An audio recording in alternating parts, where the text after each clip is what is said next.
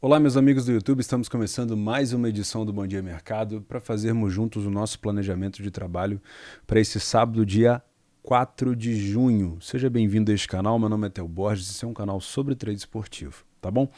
Minha voz está um pouco melhor hoje, mas já peço desculpas se eu interromper esse vídeo para tossir por conta da gripe que eu tenho, mas vamos tentar fazer esse planejamento sem muita paralisação, tá? Nesse sábado nós temos Série B e Série A do Brasileirão como maior destaque, tá? A Nations League, tendo aqui Hungria, Inglaterra e Itália e Alemanha como os jogos de maiores destaques nessa Nations. E também vou falar com vocês, antes de começar, sobre a supercotação da Betfair para o jogo de segunda-feira entre Brasil e Japão. Ela está oferecendo uma supercotação de 12 para a seleção brasileira vencer o Japão. É uma boa odd, né? Mas leia sempre os regulamentos e veja se é para você ou não, tá? Se você já é cliente Betfair, não esquece de participar dos sorteios aqui no comentário. Todas as edições do Bom Dia Mercado tem um sorteio de uma banca de R$ 30 e aos domingos tem 2 sorteios, uma de 30 e uma de 25. Estamos chegando aí, aliás, já passamos R$ 5.000 em bancas distribuídas. Se você está precisando de um up na sua banca da Betfair, não esquece de participar. O primeiro comentário fixado tem o regulamento deste sorteio, tá bom? Então vamos começar. Eu vou pedir você encarecidamente para deixar o like e se inscrever no canal se você não é inscrito. O YouTube gosta demais quando as pessoas se inscrevem por aqui e deixam um like para divulgar esse vídeo para novas pessoas. Eu não vou conseguir te ajudar aqui com palpites ou bilhetes prontos, esse não é o meu intuito por aqui. É um vídeo de planejamento, como está no título, tá? Não posso colocar um título diferente para vocês. Realmente é um vídeo de planejamento onde eu venho aqui tentar te embasar com informações para que você possa fazer talvez as suas entradas de múltipla, de bilhete, recreativa, mas também se você quiser trabalhar de uma maneira profissional ao vivo, tá? E eu trabalho mais ao vivo mesmo. Beleza? Espero que eu possa te ajudar, independente do âmbito que você esteja buscando essas informações. Vou começar com Nations, porque aí a gente já elimina a questão da Europa e vem falar do Brasil. Pode ser? Então eu vou trazer aqui pra gente o nosso PDF de apoio, que agora está com uma cara nova, já consegui colocar aqui a listagem dos jogos do dia, acrescentei também novas informações sobre bolas aéreas, gols de cabeça, escanteio, falta direta, gols de contra-ataque a gente já tinha, né? Mas tem agora uma especificação um pouco maior. Coloquei também aqui, como vocês pediram, a questão do primeiro e do segundo tempo de gols e também um pouco de escanteio, porque eu sei que tem muita gente que acompanha esse canal que também faz escanteios, tá bom? Então, se alguma coisa aqui não tiver preenchida é porque a liga não tem esse tipo de informação. Beleza? Então vamos começar falando sobre Nations League. Como eu falei para vocês, o jogo de maior destaque para mim é esse aqui entre Itália e Alemanha. Mas vamos falar sobre os outros. Nós temos Armênia e República da Irlanda. Eu confundo muito Irlanda do Norte com a Irlanda especificamente, tá? A gente tem pelo grupo B esse jogo. A Irlanda é favorita, tá? Eu particularmente acho que a Armênia ela tem jogadores de qualidade. Talvez o principal deles esteja machucado. Ainda não tenho informação se o Mkhitaryan já está livre da lesão que o tirou da... Acho que foi da final da Conference League contra o Feyenoord, tá? Então não tenho certeza se ele vai jogar. Essas equipes não têm histórico de enfrentamento, pelo que eu estou vendo aqui. E o último jogo da Armênia foi um 9-0 para cima da Noruega. Meu Deus, que porrada. Venceu o Montenegro e perdeu para a Alemanha. Os últimos jogos da Irlanda, da República da Irlanda, é 1-0 contra a Lituânia, empatou com a Bélgica. Os últimos jogos da Irlanda são muito superiores ao da Armênia. Então a minha opinião de que existia um pouco de qualidade nessa Armênia, acho que vai ficar para lá, né? Não vou forçar a barra aqui, tá? O que tem que ser falado é, nesse grupo, nós temos 4 times, a Ucrânia e a Escócia também estão por aqui. Engraçado que a Escócia e a Ucrânia se enfrentaram agora, né? Nos playoffs da Copa do Mundo. A Ucrânia eliminou a Escócia, então a gente já pode ter uma ideia de quem que vai ser mais ou menos o primeiro colocado desse grupo. Fica de olho nas bolas aéreas da Irlanda, é um time que geralmente utiliza isso como um bom fundamento. Tá aqui, ó. Por mais que já tenha jogado só 4 partidas, a Irlanda já fez um gol de cabeça, um gol de escanteio. É um time realmente muito bom nesse fundamento, tá? Mas sem muitas informações por aqui. Dá para trabalhar 10 horas da manhã, se você não estiver fazendo nada de importante, dá para fazer aqui esse jogo da Armênia no Match Odds. E é o que eu venho, tá? Se eu estiver por aqui eu vou fazer. Hungria e Inglaterra. Essa logo da Hungria está completamente errada. Alô, galera do Radar Esportivo, esse aqui é o logo da Ucrânia. Mas tudo bem, a gente entendeu. O jogo da Hungria, para quem não se lembra, a Hungria ficou na Euro no grupo de Portugal. Quem era mais? Me ajudem aí, vai. Era Portugal. Eu acho que a França também estava no grupo da Hungria. E eu lembro que também a Hungria pegou a Inglaterra em algum momento dessa Euro, tá? Não foi no início. Eu não sei se eu estou confundindo a Euro com as eliminatórias da Copa, mas enfim. Eu lembro do futebol da Hungria muito pautado na bola aérea e muito veloz no contra-ataque, tá? Então, tomar cuidado com esse tipo de situação. O jogo da Inglaterra, hoje em dia, é um jogo de posse de bola, um jogo forte aéreo também, com algumas ligações diretas, e muito forte nos escanteios. Apesar de ter marcado poucos gols a Inglaterra até o momento de canto, estou vendo aqui que nesse momento foram gol de cabeça até o momento só, a Inglaterra tem excelentes números em relação a ser primeira a marcar. Olha aqui, ó. Em 100% das vezes que jogou fora de casa, a Inglaterra saiu na frente, tá? Óbvio, Inglaterra favorita, 1,36 na minha opinião, mod justa para a Inglaterra, não vou tirar esse mérito da Inglaterra, mas a Hungria costuma causar um pouco de dificuldade contra linhas altas, que é o que a Inglaterra geralmente vem jogando, tá? Mas, se for falar da parte defensiva, a Inglaterra realmente defende muito bem. Toma pouquíssimos gols, temos aqui 21 gols marcados na Inglaterra, estou levando em consideração, óbvio, os últimos anos de Inglaterra, não só necessariamente esse período de 2022, mas a gente tem também a Inglaterra com uma defesa muito sólida. Então é um time que toma 0,4 gols por jogo e marca em média 4,2. Tá?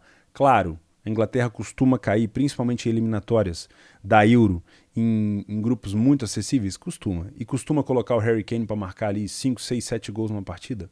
Também. Mas isso não tira o mérito da defesa da Inglaterra, que é muito boa. Dá para vir buscar um back Inglaterra nesse jogo, meus amigos? Dá. Tá? Dá com uma cautela. Ficar de olho nas bolas aéreas da Hungria, e eu sei que a Inglaterra também tem uma boa bola aérea defensiva, mas ficar de olho nas estocadas da Hungria em contra-ataque. Tá bom? Isso aí é questão básica de observação de jogo. Se você entender que a Inglaterra não está conseguindo neutralizar os contra-ataques da Hungria, não é um bom momento para você estar back a Inglaterra, tá bom? Finlândia e Bósnia, Liga B, novamente aqui a Finlândia, se eu não estou enganado, ela se classificou para a Euro pela primeira vez e acabou disputando uma Euro pela primeira vez, se eu não estou enganado. Eu tenho um pouco de memória curta em relação à Finlândia. A Bósnia eu acho que não foi convocada para a Copa do Mundo, né? A gente tem aqui a Bósnia concedendo nos últimos 9 dos 10 jogos que disputou, não ganhando 9 dos últimos 10. Eu acho que a Bósnia, a gente tira 2 nomes super interessantes da Bósnia, né? Que é o Dzeko, né? O Bosnian Dzeko, que é atacante hoje da Inter, e o Pjanic, meio-campista, que hoje, se não me falha a memória, está no futebol turco. Até que eu me lembre, ele estava jogando no Beşiktaş. Se eu não estou enganado, era por ali, tá?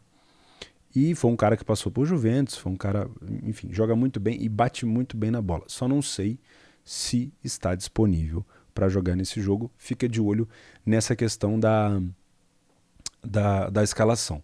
A Finlândia, para quem não se lembra da Finlândia, se eu não me engano, a Finlândia caiu no grupo da Dinamarca na Euro, na Bélgica, e teve mais um time que caiu no grupo da Finlândia que eu não consigo me lembrar, minha memória também não é tão boa. Eu lembro que a Finlândia venceu aquela partida dramática que o Eriksen teve aquele problema de saúde, que ele ficou ali praticamente desfalecido alguns minutos e voltou, e a Finlândia acabou vencendo aquele jogo. Então, em alguns momentos, você vai ver a Finlândia recuada, te dando uma impressão de lei. Cuidado! A Finlândia tem um contra-ataque muito forte e uma bola aérea também muito forte, tá? Então, um time muito físico, tá? Então, um pouquinho de cuidado. O principal nome da Finlândia, se não me falha a memória, é o Teemu Pukki, né? Artilheiro do time do Norte, que agora foi rebaixado para a Championship, tá? Vamos de novo aqui no Leper, a equipe em campo com essas odds parelhas, tá? Lituânia e Luxemburgo, aqui já é um pouco mais longe da minha alçada, é grupo C, tá? Talvez eu não venha fazer esse jogo. Pelo horário aqui, às 13 horas até dá para conciliar, mas é no mesmo horário que Hungria e Inglaterra, então esse jogo particularmente aqui eu vou pular, tá? Turquia e Ilhas Faroé, eu puxei esse jogo porque também é da Liga C, a Turquia desceu de divisão, impressionante, né? A Turquia desceu de divisão na Nations, não conseguiu ficar na B, também não conseguiu subir para A, vai pegar as Ilhas Faroé a 1-11, sinceramente, para os meus métodos, não tem condição de fazer nada aqui, a Turquia é um time muito agressivo quando joga em casa, na bola aérea, nos contra-ataques, e as Ilhas Faroé enfim, não dá para intitular diferente, né? É um saco de pancadas aqui. A Turquia vai passar a perna e deve voltar para a Liga B no ano que vem. Então, eu vejo uma vitória da Turquia aqui com certa facilidade. Montenegro e Romênia é na Liga B. A Romênia tem boas qualidades. Eu não vou criticar o time da Romênia não, tá? Eu fiz alguns jogos da Romênia nas eliminatórias e na Euro. Se eu não me engano, a Romênia também teve na Euro, mas principalmente nas eliminatórias. Eu gostei demais do que eu vi. É óbvio, falta um pouco de qualidade, né, humana, digamos assim. Os caras não têm uma super qualidade, mas não falta intensidade no jogo. É um time que às vezes marca de marcação-pressão, atrapalha bastante a saída de bola do adversário, não deixa o adversário tocar muita bola. Então talvez seja justa aqui essa cotação um pouquinho mais baixa da Romênia, mas também dá para trabalhar no ler a pior equipe em campo. E por último, para fechar, Itália e Alemanha. Se eu não me engano, a Alemanha nunca conseguiu ganhar. Eu estava vendo essa informação agora no Instagram da Betfair. A Alemanha nunca conseguiu ganhar em jogos oficiais da Itália, né? Oficiais mesmo. Então, existe aí um pequeno tabu. Mas eu vou ser sincero com vocês. Do que eu vi contra a Argentina na finalíssima, olha, me parece que a Itália acabou de passar por uma situação de reformulação e ela vai ter que acontecer de novo. A gente teve a aposentadoria do Chiellini, a Itália não jogou nada defensivamente, foi engolida no meio-campo da Argentina. Óbvio, não é a mesma seleção. A Alemanha talvez faça alguns testes, talvez leve a Nations aqui, como uma espécie de teste para a Copa, porque está muito perto. Mas com toda a sinceridade, hoje a Alemanha, para mim, é muito mais favorita que a Itália para vencer esse jogo. Tá? A gente tem aqui de estatísticas. A Alemanha, nos últimos 6 jogos, venceu 4 fora de casa. Tá? Tem uma média de 4 gols tomados, ou seja, tem uma média de gols tomados até melhor do que a Itália, e a Itália sempre foi conhecida por ter uma defesa muito sólida. Saiu na frente 83% das vezes, então se você vem com a intenção de buscar alguma coisa em lei Itália, pode ser interessante, tá bom? Marcou 2 vezes de cabeça até o momento, a Itália 1, tá? E sofreu 3. Então a Alemanha não é isso tudo também em relação à bola aérea defensiva, tá? Me parece o jogo com uma tendência de pelo menos 1,5 gols. Acho interessante. Tem que ver qual escalação que vai entrar em campo da Alemanha. A Itália deve rodar muito elenco para poder experimentar. Afinal de contas, como eu falei para vocês, o peso da Itália agora é 0. A Itália já está eliminada da Copa, saiu para a Macedônia. Então, assim, tudo que podia dar errado para a Itália já deu. Então, a partir de agora, os jogadores que o treinador da Itália quiser testar, ele vai testar. Tem chamado muita gente nova. O Scamacca do Sassuolo foi convocado, chegou a entrar contra a Argentina, mas não conseguiu fazer muita coisa, tá? Então vamos ficar de olho nesse jogo, pode ser um excelente jogo para trabalhar um lei a pior equipe em campo, sem viés, hein? Por mais que a gente tenha uma ideia de que nesse momento a Itália é um não favorito contra a Alemanha, sem viés aqui, cuidado para não levar muito em consideração o peso da camisa da Alemanha, o que vem jogando a Alemanha e como a Itália vem decepcionando, porque pode ser um jogo de superação, tá? E a gente pode ter pela frente uma Alemanha desinteressada. Então cuidado, tá? Gestão de banca sempre.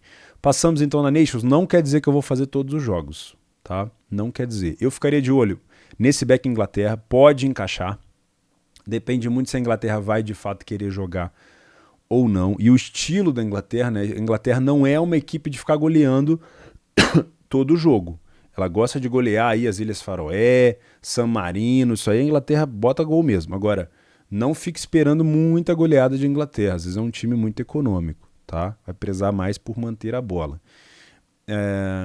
Na Bósnia com a Finlândia, fica de olho na escalação da Bósnia para ver se os principais jogadores estão jogando e tomar cuidado com o fato da Finlândia poder se fingir de morta aqui para te iludir nesse lei. Itália e Alemanha também, meu conselho é não cair nessa ideia de que a Itália já perdeu o jogo, isso não quer dizer nada, tá? Ficar de olho também nessa intensidade da Romênia, pode ser interessante. E a Turquia só se você tiver método para fazer essas cotações tão baixas, tá bom? MLS eu vou pular, pelo horário eu vou ficar de olho então Série B. Novo Horizontino e Sampaio Corrêa, deixa eu puxar o PDF de apoio aqui lá para baixo, para quando a gente começa aqui a Série B. Eu vou começar então pela Série A para ficar mais fácil. Eu vou começar aqui com o América e Cuiabá. O América dentro de casa, ele saiu na frente em 100% das vezes, tá? Saiu na frente mesmo. Saiu, não quer dizer que ele venceu, quer dizer que ele saiu na frente, tá? Então, para você que trabalha match odds no Brasileirão, talvez pode ser um jogo interessante buscar algo contra o Cuiabá. Mas os números passados não garantem muita coisa aqui. Fica de olho na leitura, tá bom? A gente tem uma ideia aqui, ó. De cabeça, o time do América marcou 3 vezes, provavelmente as 3 de escanteio, tá? Mas tomou 5 gols, então é um time forte no quesito aéreo ofensivo e frágil no quesito aéreo defensivo, tá bom? Cuidado com isso daí. Não me parece um jogo com uma estatística muito over, tá? Não tem uma cara tão grande assim de over. Afinal de contas, o Cuiabá geralmente, quando sai, ele tenta buscar empate, tá? Então, essa odd aqui do Coelho a 1,83, ela justifica pela fase do Coelho em casa, mas poderia estar um pouquinho mais alta, tá bom? Não vou inventar moda aqui não. E ficar de olho nas bolas paradas. Ceará e Curitiba. 1,72 odd do Ceará, que agora conseguiu, de fato, dar uma espantada ali na parte de baixo da tabela, conseguiu vencer o clássico contra o Fortaleza e subiu um pouquinho na tabela de classificação. O que a gente tem o que eu tenho de informação do Curitiba? Eu vi um Curitiba muito forte dentro de casa, mas um Curitiba muito fraco fora. O Curitiba vem de uma vitória contra o Botafogo em casa, num jogo onde o Botafogo até jogou bem, mas o Curitiba não vem mantendo o mesmo número fora. Dá uma olhada aqui, ó. O Ceará tem 0 vitórias em casa, como mandante no caso, né? E o Curitiba tem 0 vitórias como visitante. Aí você me pergunta, o que explica a odd do Ceará a 1,72? Eu acho que é pelo desempenho do Ceará na Sul-Americana. Eu acho que é isso que está levando em consideração essa odd. E claro, não dá para usar o Ceará como cobaia e falar assim, o Ceará vai cair, ou o Ceará tá mal no Brasileiro. O Ceará estava desfocado no Brasileiro, é diferente. Eu acho que é o que está acontecendo com o Fortaleza. O que aconteceu com o Fortaleza no último jogo contra o Ceará foi a questão do cartão vermelho também, né? Dificulta muito as coisas. Um cartão vermelho lá para os 20 do primeiro tempo atrapalha bastante. Então eu acredito que Fortaleza e Ceará estavam focados nas competições sul-americanas e vão voltar agora a melhorar no Brasileiro. Mas acho que essa odd do Ceará é um pouco baixa e talvez seja completamente influenciada pelo fato do Ceará estar bem ou ter feito a melhor campanha na Sul-Americana. Para mim, esse jogo aqui vai depender de um ponto. Se o Curitiba ele é muito bom dentro de casa e nesse momento ele é o 4º colocado, me causa uma sensação de que o Curitiba vem para esse jogo contra o Ceará para buscar um empate, para se manter na parte de cima da tabela. Se isso acontecer, se isso for demonstrado em campo, eu vou ter um time recuado, pouco expressivo no contra-ataque, e o Ceará vai ter a posse da bola e eu posso ter uma oportunidade de trabalhar lei ao Curitiba. Isso aqui é um cenário. Tá? Agora, se o Ceará, mesmo tendo a posse, não conseguir recuperar a segunda bola e dar ao Curitiba os contra-ataques, e o gol contra o Botafogo foi assim, um lançamento para o atacante driblar o goleiro e fazer o gol, aí já é mais complicado. Então, foco na leitura, ignora um pouco essa questão também do Ceará estar tão lá embaixo. Não necessariamente o fato do Ceará não ter vencido em casa ainda quer dizer que esse jogo é lei Ceará. Talvez até seja um lei Curitiba, dependendo de como o Curitiba se comportar nesse jogo, tá bom? Avaí e São Paulo. São Paulo fora de casa contra o Avaí. Olha isso aqui.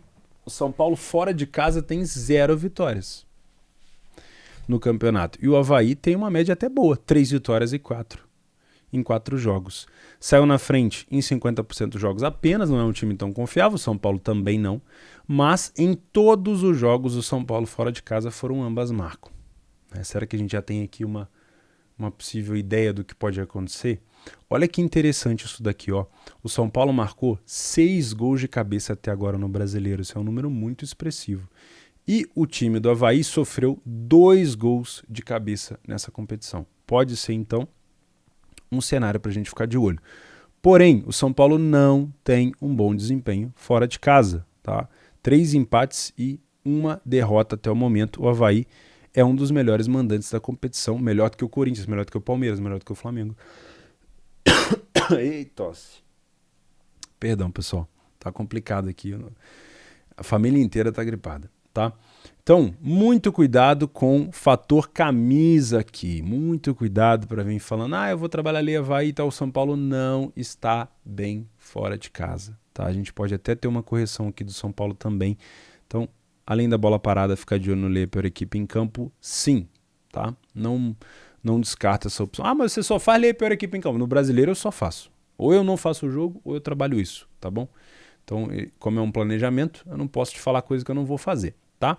CAP, dentro de casa, sempre é sinônimo de um time com muita intensidade jogando muito bem. Vem de uma vitória importantíssima contra o Cuiabá e dentro de casa, 3 vitórias e 1 derrota. Ou seja, mantém o nível CAP dos últimos campeonatos.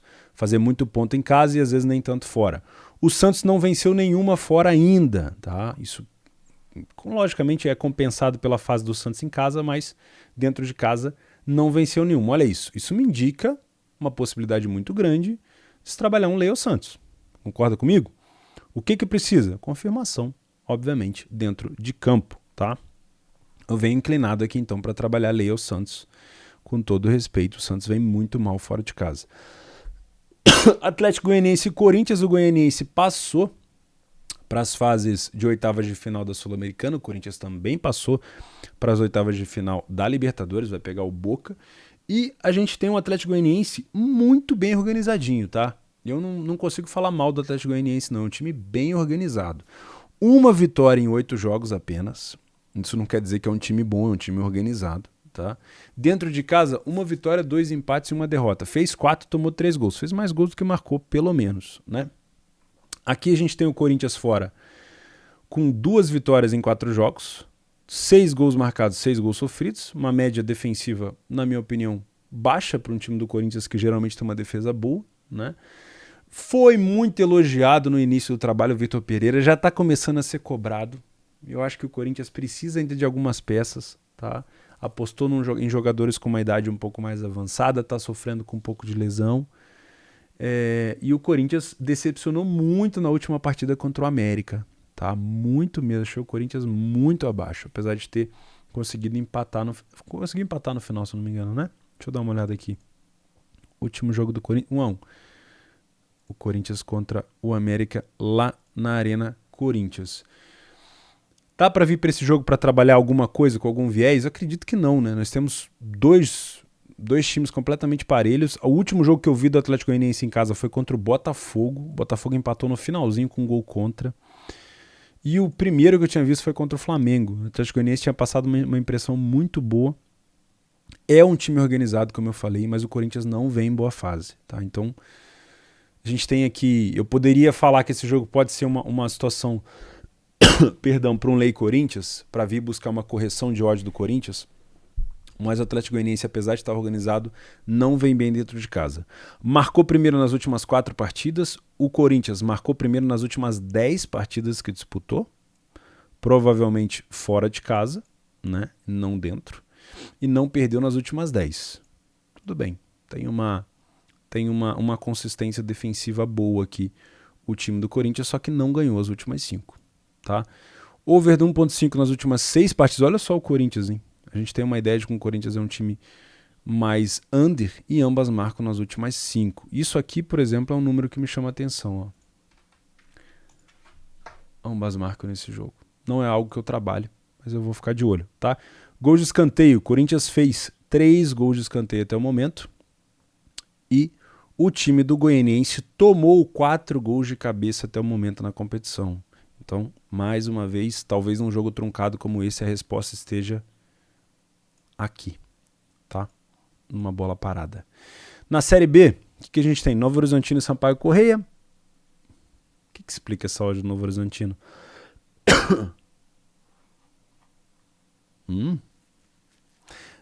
Talvez seja isso daqui, ó.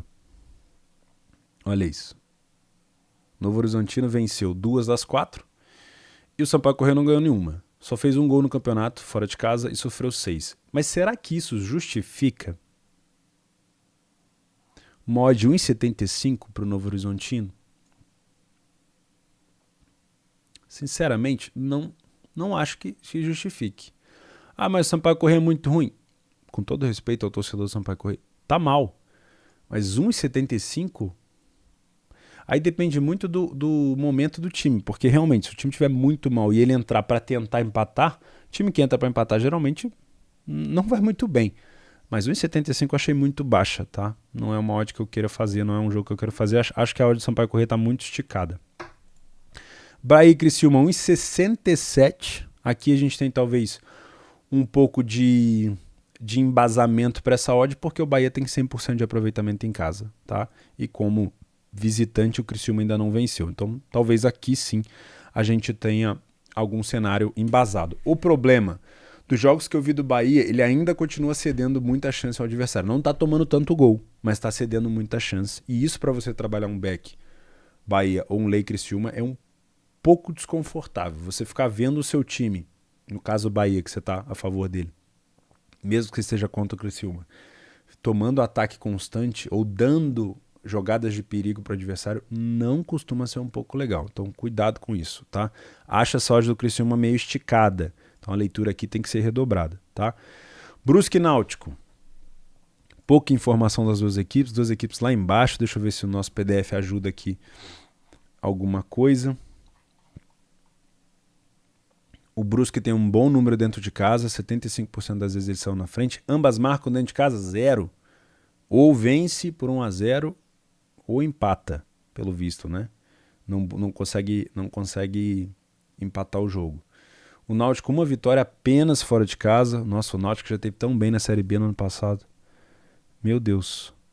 Uma fraca média de gols marcados. Pro lado do Brusque também. O Brusque acabou perdendo o seu atacante, né? O Edu, que foi pro... oh, meu Deus. Foi pro Cruzeiro. Enfim, essa partida eu tenho pouquíssima informação, vou ficar de fora. E essa também. Tombense e Ituano. Duas equipes que eu não consegui acompanhar ainda. Tem algumas equipes que eu não consegui entender o estilo.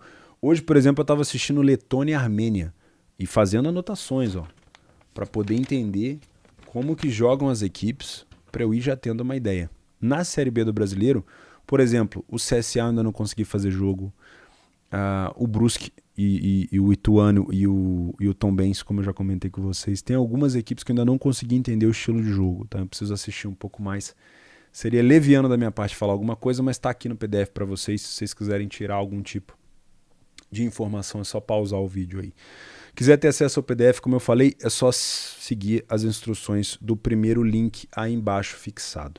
Tá bom? Meus amigos, eu fico por aqui, tá? Espero que eu tenha conseguido ajudar mais do que atrapalhar. Um grande abraço a todos. Faz o simples, tá? Pra gente se ver amanhã, para que você não tenha que ficar depositando e etc. Vamos devagarzinho. Valeu? Um grande abraço, melhoras para mim e que você não pegue a gripe aqui também.